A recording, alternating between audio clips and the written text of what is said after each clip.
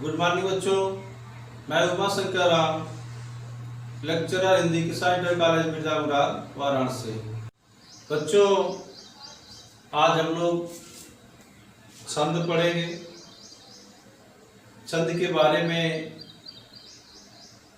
मैं आप लोगों को बतला दूं कि छंद क्या है, छंद की परिभाषा क्या है और छंद किसे कहते हैं। सर्वप्रथम हम देखेंगे कि छंद क्या है, छंद शब्द की व्युत्पत्ति कैसे हुई है। छंद छद धातु धन असल प्रत्यय से मिलकर बना है, जिसका अर्थ होता है बंधन। बंधन यानी जो कविता है वह बंधन से युक्त होती है। अब वे बंधन क्या है, आप दूसरी परिभाषा यहां देख सकते हैं कि छंद उस पद रचना को कहते हैं जिसमें अक्षर, अक्षरों की संख्या, मात्रा, मात्रा की गणना के साथ साथ यति, विराम एवं गति से संबद्ध नियमों का पालन किया जाता है। अब हम आपको बताएंगे इसमें अक्षर क्या है, अक्षरों की संख्या हम कैसे ज्ञात करते हैं, मात्रा क्या है, मात्रा की गणना कैसे करते हैं, यति क्या है एवं गति क्या है, इसको आप क्रम से देखें। इसे हम देखेंगे अक्षर। अक्षर जिसे हम वर्ण भी कहते हैं, अक्षर अर्थात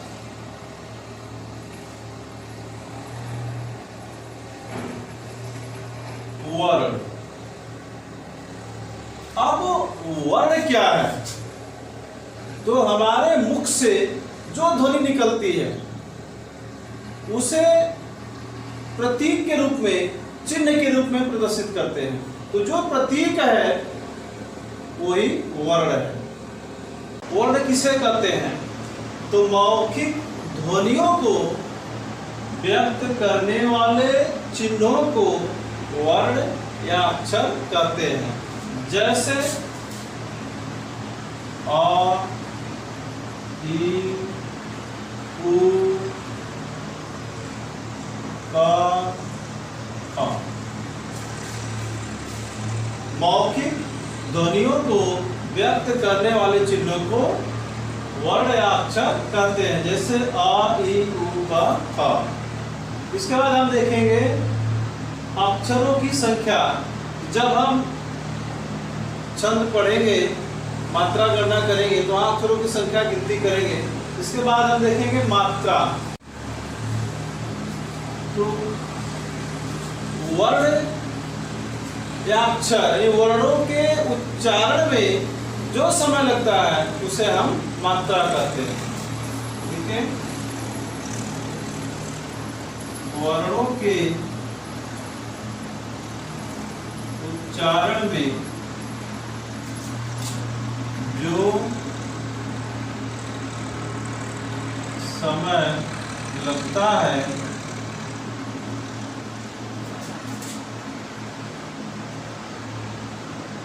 उसे मात्रा कहते हैं।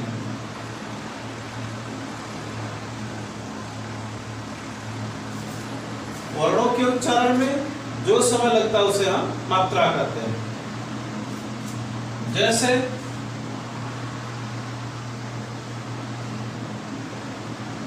क, का, की।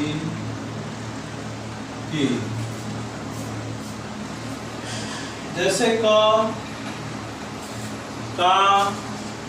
की। अर्थात यदि वर्ण के उच्चारण में, वर्णों के उच्चारण में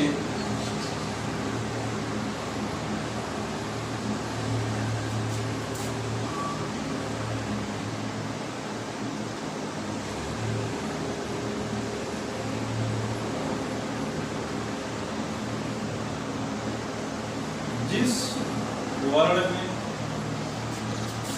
कम समय लगता है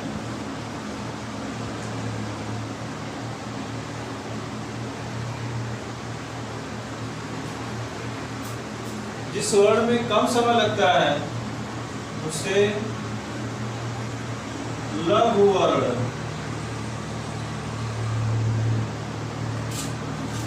तथा जिसमें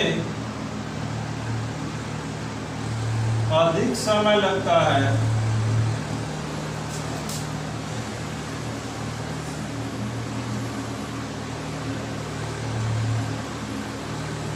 उसे गुरु वर्ण या दीर्घ वर्ण कहते हैं।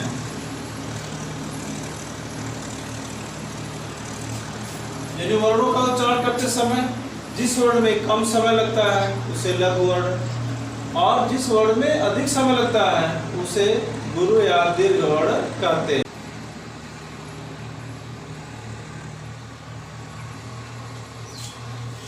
जैसे आ, ई, का, ख, गुरु या दीर्घ वर्ण। जैसे आ, बड़ी ई, का, खा। तो लघु वर्ण को जिन चिन्हों से हम प्रदर्शित करते हैं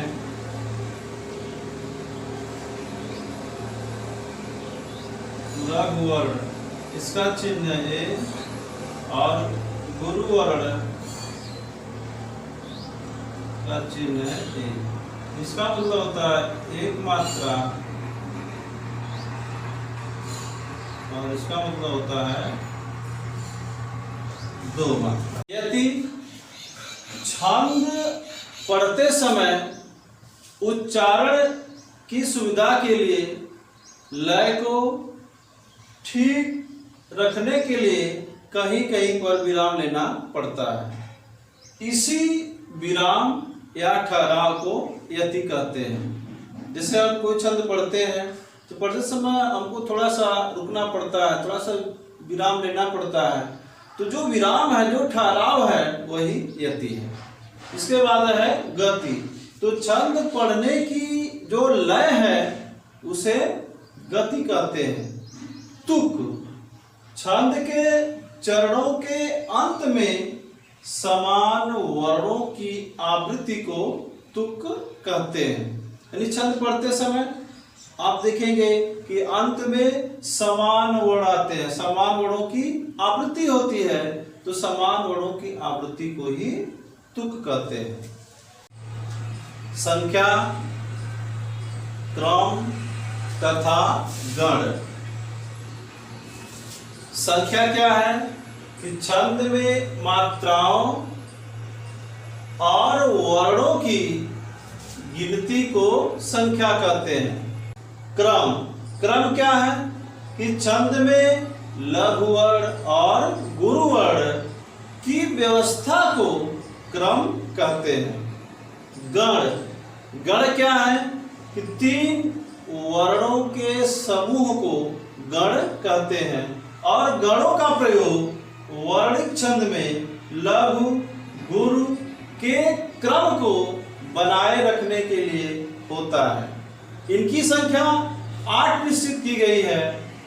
इनके लक्षण और स्वरूप की तालिका निम्न है। गण को समझने के लिए एक सूत्र है, यमाता राज बाण सलगा।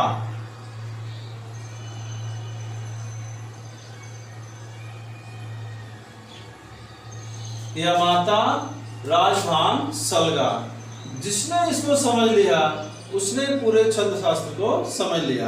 अब देखिए इस सूत्र से हम किस तरह से गण बनाते हैं। तो 3 वर्णों को मिलाकर एक गण बनाया जाता है। तो पहला वर्ण है य। य में मिलाएंगे गण, हो जाएगा यगण। अब इसके पहले हम देख लेंगे कि हमने छंद की परिभाषा बताते समय लघु वर्ण और गुरु वर्ण के बारे में भी आप लोगों को बतलाया, और उसका जो चिन्ह है, लघु वर्ण का जो चिन्ह है, गुरु वर्ण का जो चिन्ह है, उसके विषय में भी हमने बताया। अब देखिए इसमें कौन सा वर्ण लघु है और कौन सा वर्ण गुरु या दीर्घ है, उसकी मात्रा गणना हम करेंगे। उसी के आधार पर जो हम यहाँ गण का निर्माण करेंगे उसकी मात्रा यहाँ प्रदर्शित करेंगे। तो पहले इसे मात्रा गणना करते हैं कि कौन सा लघु वर्ण है और कौन सा गुरु वर्ण है। तो देखिए य लघु वर्ण, गुरु वर्ण, गुरु वर्ण, गुरु वर्ण, लघु वर्ण, गुरु वर्ण, लघु वर्ण, लघु वर्ण, लघु वर्ण और गुरु वर्ण। ये हमारा सूत्र है, यह माता राजभाम सलगा। इसमें देखिए यह, चूंकि इस पर कोई मात्रा नहीं लगी है इसलिए यह लघु वर्ण। इसके बाद है माँ, चूंकि माँ में आ लगा हुआ है इसलिए इसका उच्चारण करते समय अधिक समय लग रहा है, इसलिए यह हो जाएगा गुरु वर्ण। अब हम मात्रा गणना करते समय आप देखेंगे कि यह से यगण, तो यगण में य से लेकर माता, यह माता 3 वर्णों को मिलाकर एक गण बनाया जाता है। तो अब इसकी जो मात्रा हम यहाँ उतारेंगे य माता। अब हम दूसरा गण बनाएंगे म, तो म से हो जाएगा मगण। मगण को हम 3 वर्णों को मिलाएंगे माता रा, तो मात्रा कितनी होगी माता रा। फिर तीसरा लेंगे ता, तारा ज, तो त से हो जाएगा तगण। मात्रा हो जाएगी तारा ज, तारा ज। फिर 3 वर्णों को लेंगे रा ज भा, तो र हो जाएगा र गण। मात्रा हो जाएगी रा ज भा। इसके बाद लेंगे 3 वर्णों को ज भा न, तो जस हो जाएगा जगण। मात्रा हो जाएगी ज भा न। फिर 3 वर्ण को लेंगे तो भा न स, तो हो जाएगा भगण। मात्रा हो जाएगी भा न स। अब 3 वर्णों को मिलाएंगे न से, न स ल, तो हो जाएगा हमारा न ग ड़। मात्रा हो जाएगी न स ल। 3 वर्णों को मिलाएंगे स ल गा, तो हो जाएगा हमारा स ग ड़। मात्रा हो जाएगी स ल गा। इसके बाद बचा हमारा ल, ल यानी लघु वर्ण। मात्रा हो जाएगी 1, और ग यानी गुरु वर्ण। गुरु वर्ण और मात्रा हो जाएगी अंग्रेजी का यस, जिसका उसका अर्थ होता है 1 मात्रा और इसका अर्थ होता है 2 मात्रा।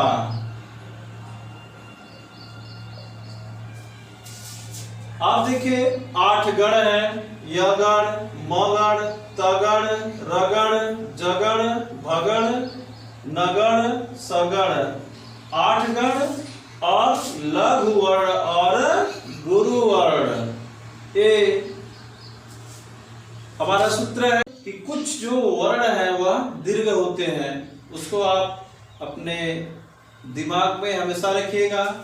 कि जैसे विसर्ग,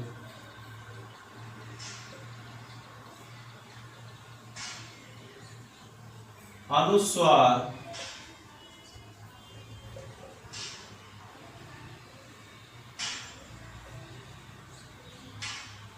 और संयुक्त अक्षर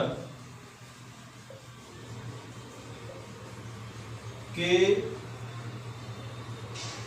पहले संयुक्त अक्षर के पहले आने वाले वर्ण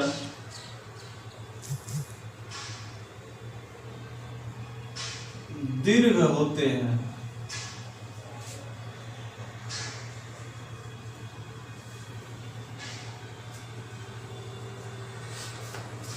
विसर्ग यानी जिस वर्ण में विसर्ग लगा हो, जिस वर्ण में अनुस्वार लगा हो, और संयुक्त अक्षर से पूर्व यानी संयुक्त अक्षर से पहले जो वर्ण आते हैं वे दीर्घ वर्ण होते हैं। इतना आप ध्यान देंगे।